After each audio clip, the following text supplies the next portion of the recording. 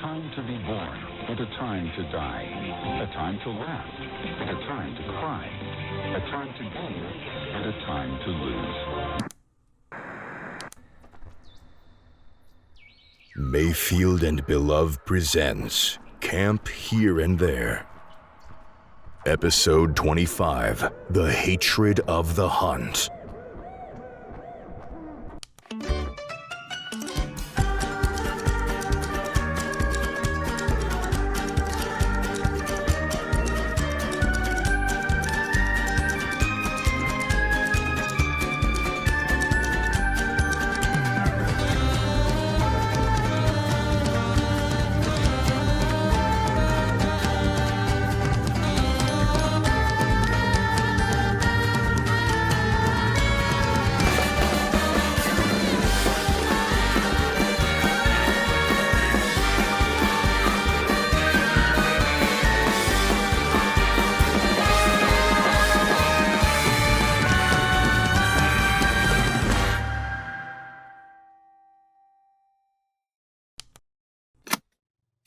Hey there, campers! It's 8:62, and the blazing white light of the sun rising over the horizon is being refracted in all directions by the silvery sky, the misty air, and the glassy water. If you're one of those people who doesn't like lotion, now would be the time to work up the courage to apply some sunscreen, or at least, stay indoors. These are pure UV rays bouncing around camp right now. They will peel you like a banana. As many of you are probably aware, the source of all that mist is our new, exciting river. It extends out from the lake, winds around the campgrounds in a perfect semicircle, then meets the lake again at the other end. The river is extremely narrow, with barely enough room to execute a breaststroke across its width, yet it's so deep that nobody can see or touch the bottom, despite the surface being completely clear. Also, it's utterly still and apparently devoid of life, despite the fact that the lake, which seems to be its water source, is a rollicking hotbed of creepy critters. Isn't that funny? Mila and Juno have both braved the reticent rapids, both of them leaping into the river fully clothed the moment they noticed it this morning, and the two of them do not appear to have developed any negative symptoms. Yet. Lucille has Jedediah running tests on the chemical content of the river, so we'll soon find out if it's actually water. I'm sure I speak for everyone when I say I'm most curious about how it got here. The pristine, semicircular design smacks of man-made origin, but the kind of magic which would be necessary to carve a river into the earth by force is the stuff of legend, and I seriously doubt anyone in Ohio can do anything like that. A supremely talented witch could try to negotiate with the earth to convince the ground that it's in its best interest to change in some way, but who has the charisma to pull off an entire river? And why would they want to do this in the first place? Perhaps it's a natural phenomenon after all. Anyway, if anyone really needs to go out into the forest today, the river is probably safe to swim across, assuming you know how to swim. Even still, I'd not recommend it. Veteran campers who were around for the fog swath 2 years ago will be familiar with the beasts of the broom, those pesky pheasant-like creatures which are spontaneously generated by foggy environments, and whose notable features include skin which is too loose, pores which are too gaping, and a hyper-competitive fraternal culture which venerates spelling bee champions as legendary heroes. Yes, they're back, lurking in the thick fog which has settled over the forest, and they're hungry for a sense of intellectual superiority. It could be that we chose the absolute worst day on which to schedule the annual Camp Here and There spelling bee. You kids better brush up. There's another concern on my mind, though. A problem which could be a lot more serious than magically generated rivers and birds with academic superiority complexes. There's a sound reverberating from far in the distance. A sound quite unfamiliar to the denizens of this forest, or any forest around. I've brought in Juniper, a local expert who has something he wants to share with you all. Thank you kindly, Brother Sid. You're so welcome. Well, kids and countrymen, a day has arrived. 'Tis a day which I thought I'd never see in this country, but it seems the American dream withers rapidly in the steely sights of the hunt. That's right, children. I've invoked its ancient name. This morning, I spotted a shining silver fox in the middle of the camp. That is, a silver creature of the vulpine variety, not a handsome, aging man. The presence of this creature can only mean but one thing. The hunt is coming. What is the hunt? Jolly good question, innit? I've asked myself the very same thing, many a time. The scientific answer is that the hunt is a squad, a cabal of roving immortals cursed to spend eternity in a state of maddening pursuit. A group of dashing, hollering men in many-layered coats and period-appropriate wigs. And those riding pants with the absurdly large protruding pockets, accompanied always by their raving bloodhounds, doomed to chase that shining silver fox until the end of days, and then some. They are as likely to catch her as they are to relent, which is to say, they will not do either of those things. Fascinating. You could call it that. They're mighty rambunctious fellows, the hunters. Wherever they go, havoc follows. Nice! Now, historically, the only redeeming factor to these fellows was that they could not cross water. Some little caveat of their immortality, I reckon. Anyway, this hydrophobia meant that the hunters and all their chaos were confined to their island of origin. However, it seems to me they've somehow made it to America. Perhaps this means Britain is no longer an island. Whatever the cause, since the fox is here, the hunt is coming. Which is, of course, terrible news. Imagine the kind of mess they'll make. What about the river that showed up around camp? If they can't cross water, then we're totally safe. Ah, yes, the river. Mighty coincidence, that. Rather strains my suspension of disbelief. Isn't it all too convenient how just before we're invaded by rowdy toffs, the campgrounds suddenly acquire a moat? I just don't believe it was by the whims of Mother Nature. You ask me, it's another side effect of that history museum, and you shouldn't want anything to do with it. I say we escort that silver fox off the grounds as quickly as possible before the lot of us get all tangled up in a nasty old cobweb of nasty old magic. Well, I don't want to just toss the poor thing out there where it can keep getting harassed by those antique jerks. They've been chasing it around for centuries. Doesn't it deserve to rest for a while? Sydney, mate, your intentions are noble, but trust me, the delicate relationship between the hunt and its fox is best left undisturbed. It's a harmful one. She must be so scared, you know? I'm going to invite her into my office. You're going to harbor the hunt's silver fox? I think I am. Well, the prospect of that is horrific. But honestly, I'm on my third week without decent coffee, and I don't rightly have the energy to try and stop you. Best of luck with this balmy scheme, old friend. Hope you don't get us all killed. Thank you, Juniper. It's an honor to have your support. For today's breakfast, we have an eel's head stuck upon a 500-year-old sword and slathered with pea mush, a hometown delicacy suggested by Juniper. He says they call it scrumpledy-dumps. And for this morning's activity, we have the spelling bee, although it's more like a spelling wasp with how aggressive we get. Remember, on top of your sun lotion, you should apply a layer of spelling lotion, the lotion we all apply before we spell things, every single time. Good luck!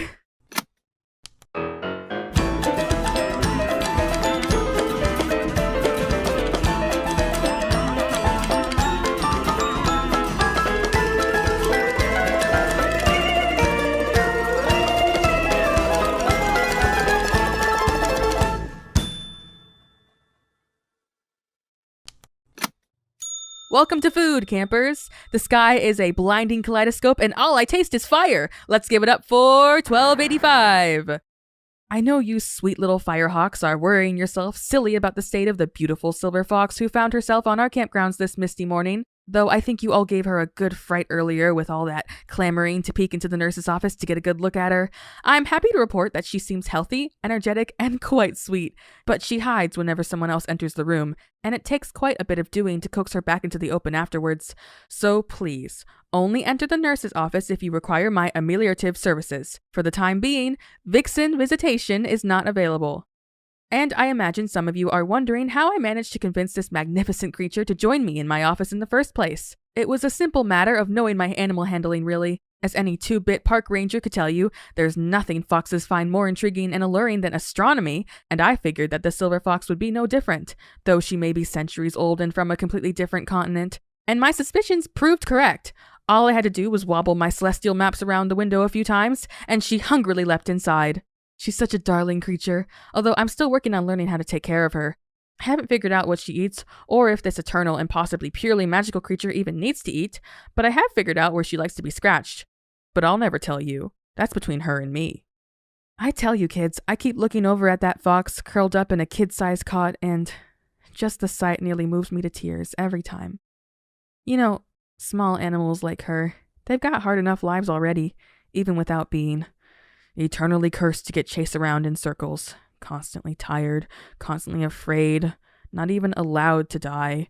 And you know what pisses me off the most? It's not even her curse. She's just an accessory to the hunt's curse. She's faced with an eternity of torment, and it's not even about her. She's just a hapless tool. And she gets no say. She doesn't get anything at all. Everything in her life is just overwhelmed by pain and fear and never-ending struggle to avoid it. Moving on, we were all a bit worried about this year's spelling bee, what with the ghastly beasts of the broom skulking and squawking just out of sight, ready to pounce on any crucible of intellect we might dare erect. But our good friend Counselor Rowan pulled through, as we learned when he emerged from the tunnel entrance on the edge of the sports field with some unlikely allies in tow. A horde of penguin foot soldiers, sporting intricate war paint and man-sized claymores.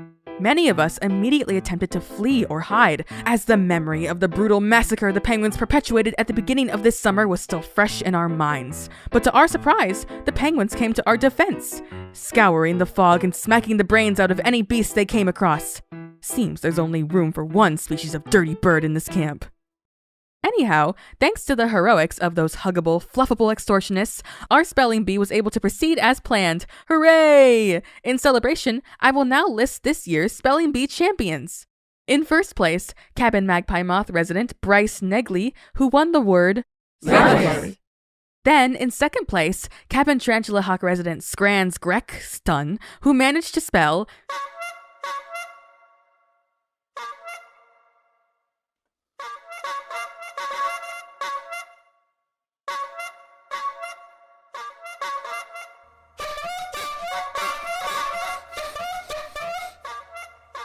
without breaking a sweat.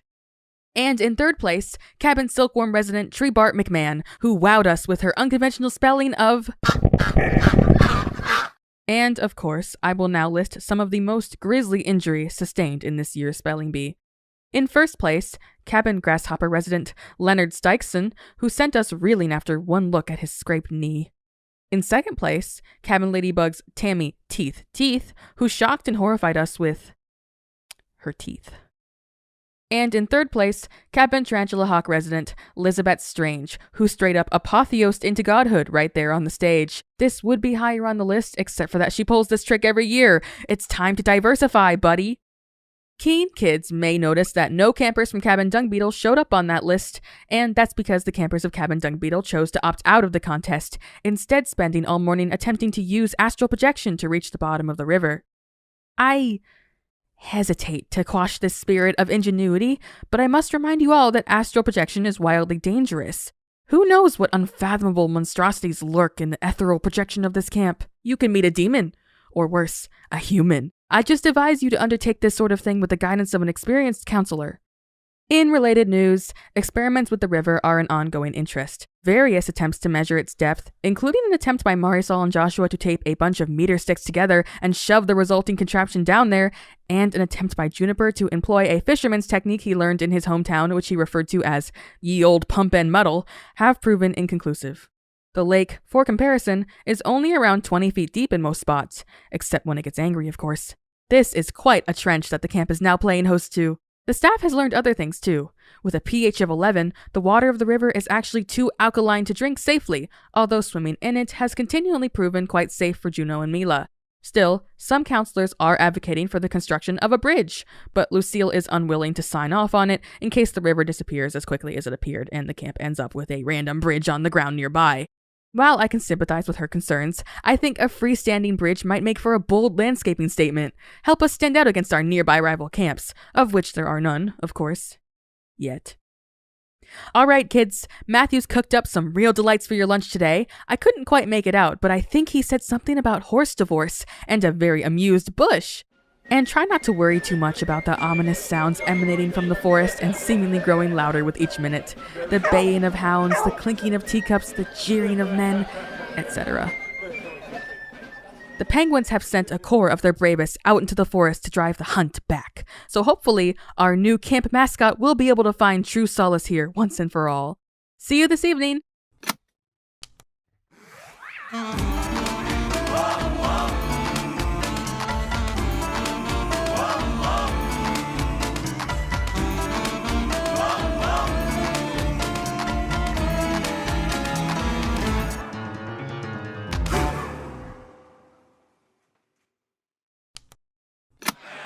Hello, campers. I hope I am audible to you over that horrible ruckus.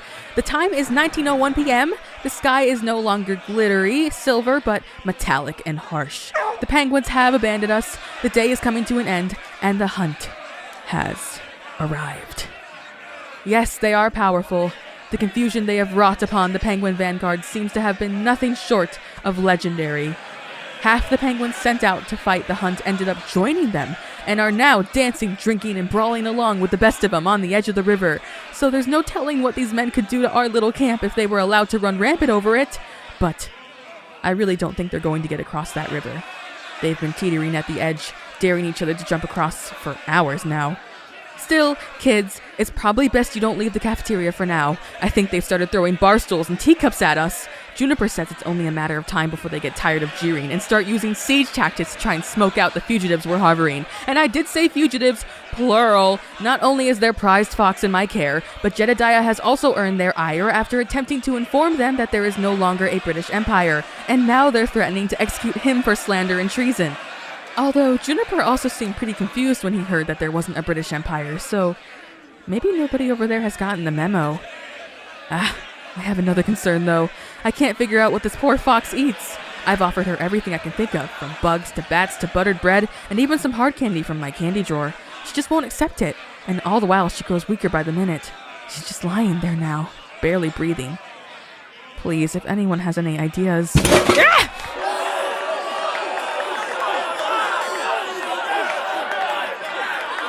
I can barely hear myself think over those stupid... Will you shut up, you overdressed, overcooked frat boys? This is a summer camp, not your bacchanal. I keep telling you, the fox is not here. Honey? What is it? You want out there? Hold tight, kids. Go ahead and start eating dinner. Matthew's prepared you clamshells with surprise insides. I'll be right back.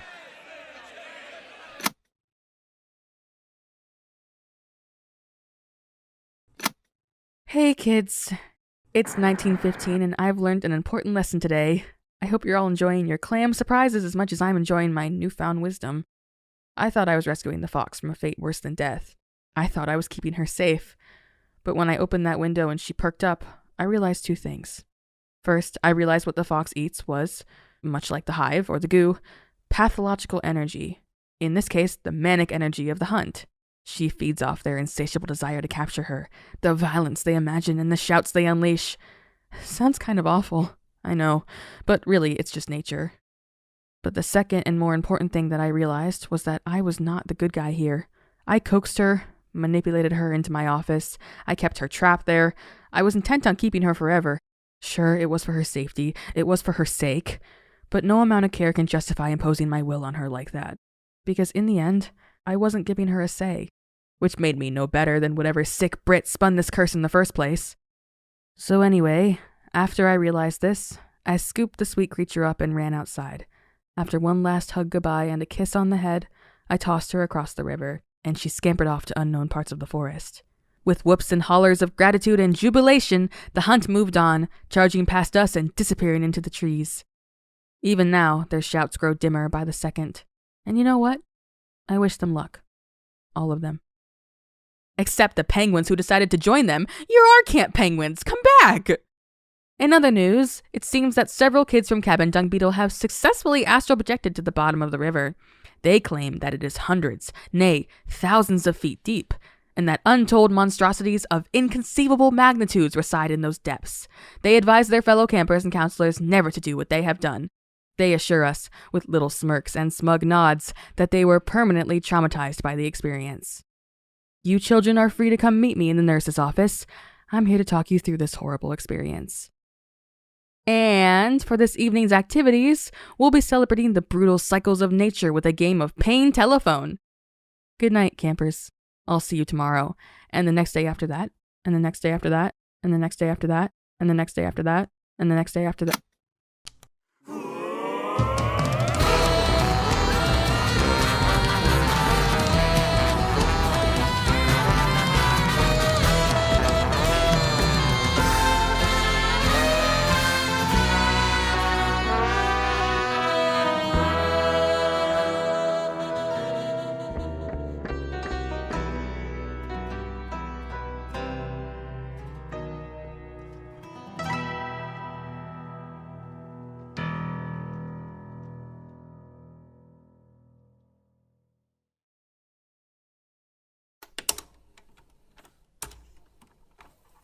And it's missing something. I'm constantly being taken out of the experience. I never get to feel like an adventurer exploring a fantastical world. I'm always aware that I'm playing a game. And that could be fine. Immersion isn't the be-all, end-all of video games, except that this game clearly wants you to feel immersed. They put so much work into the graphics, making these breathtaking vistas. Right. They want you to stop and marvel at the world you're in. Right. But then they shot themselves in the foot because that's all the game has going for it. They couldn't afford bug testing or more than 4 voice actors or writers to come up with more than one type of side quest. So if you're like me and you're not that moved by breathtaking vistas... It's hollow. Exactly. Sounds really boring. It was... biggest disappointment of my adolescent life. You know, sue me, but $60 was my fucking life savings when I was that age, and I thought it was going to more than just a breathtaking vista simulator. Yeah. Are you recording this? Oh my god. You just get so busy. What does that have to do with anything? I like to have your voice on hand. You know, it helps when I miss you. That is freakish. Freakish? I feel like most people, if you did this to them, they would not be happy. Are you most people? Unfortunately, no. Unfortunately? I'm cursed to find freakishness endearing. You are blessed with me. Yeah. Whatever. We should sleep. Oh. Don't owl me. I don't know about you, but I'm here to get an education. Whatever. But I'll miss you. Good night, Sydney. Blah. Wanna hear a joke? What does James Bond do before bed? Sydney.